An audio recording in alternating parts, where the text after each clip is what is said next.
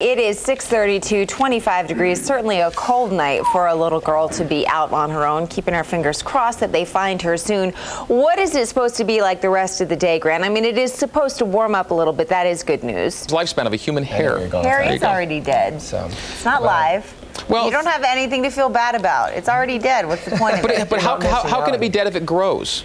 Well, it grows underneath the scalp, but this stuff is all dead cells. That's why you can't repair split ends. Trust me, I know. Until Tuesday morning for police to finally issue that Amber Alert. A lot of people are wondering that very thing. The Utah Amber Alert coordinator shed a little bit of light on that question for us. And Nicole Gonzalez is joining us now from the memorial outside her home with a little bit more on what specifically he said. Nicole? The family of Surnamu is among about 800 or so families who move to Salt Lake County every year. If you're not looking at your screen, I promise you're going to want to. The remains of an unusual looking fish, one of the nation's most popular entertainers, is coming to Utah, and your chance to get tickets begins today. Funeral services for 7-year-old Surnamu will be held later today. Penn's ad really helped Clinton in both Ohio and Texas, and there are some that are speculating this shakeup could hurt her in the next big primary. Of course, that is in Pennsylvania.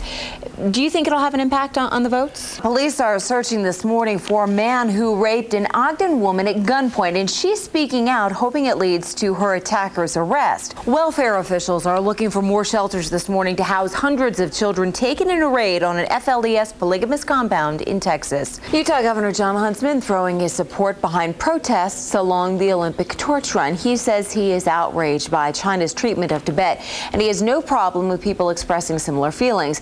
He's no stranger to protest against China either. In fact, he protested back in 1989 against that country's actions in Tiananmen Square. People will try just about anything to get in the record books, and guess what? We always put them on TV.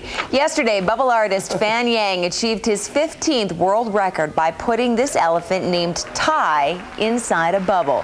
His first attempt was canceled last month after animal rights advocates claimed it would be demeaning. I don't know, Pam Anderson does that kind of stuff all the time.